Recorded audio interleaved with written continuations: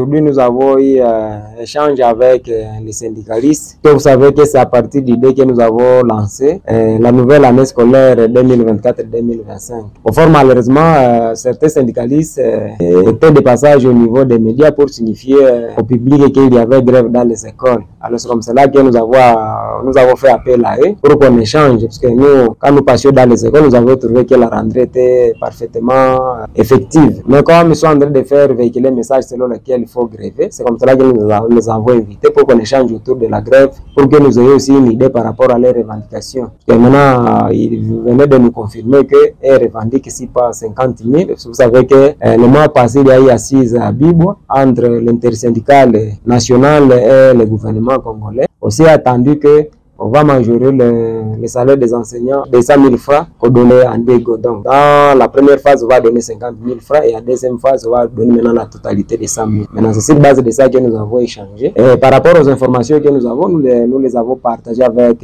mes collègues d'enseignants qui sont des syndicalistes, selon lesquels, d'ici sous peu, le gouvernement va devoir quand même verser les 50 000 francs dans le compte bancaire de chaque enseignant. Voilà ce qui a fait l'objet de notre réunion d'aujourd'hui. Et nous venons de nous convenir avec eux. Et nous avons aussi donné notre point de vue par rapport à ce qu'ils sont en train de véhiculer comme message pour dire qu'il faut entrer en grève. Nous, à notre niveau, nous estimons que la grève, pour le moment, elle est inopportune. Vous savez que nous vivons une période d'insécurité. Si nous laissons les enfants à la maison, ça serait vraiment les exposer. C'est comme cela que nous avons demandé à nos amis, à nos partenaires, enseignants, syndicalistes, pour qu'ils arrivent à leur tour partager notre point de vue, parce que nous, on se dit, laisser les enfants à la maison, ça serait les exposer. Donc, pour dire, à partir de lundi, il faudrait que tous les enseignants se retrouvent à l'école pour encadrer les élèves, surtout au primaire, mais au secondaire, il n'y a pas assez de problèmes. L'intersyndicale est d'accord avec nous que ce n'est pas beau de les élèves à la maison, ça serait les exposer. Pour certaines écoles où on n'enseigne pas, alors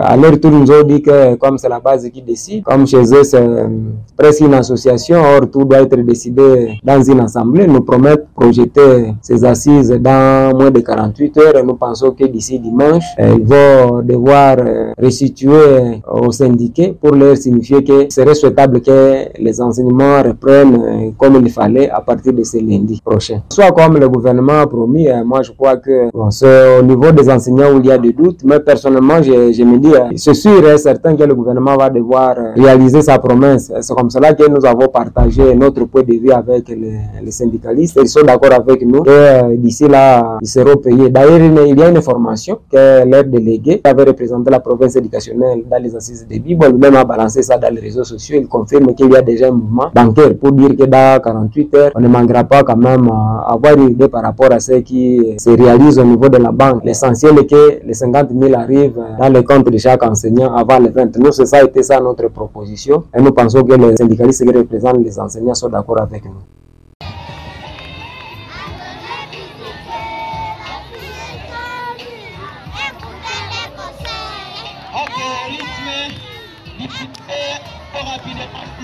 Classe.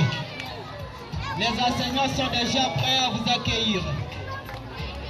Aujourd'hui, c'est une grande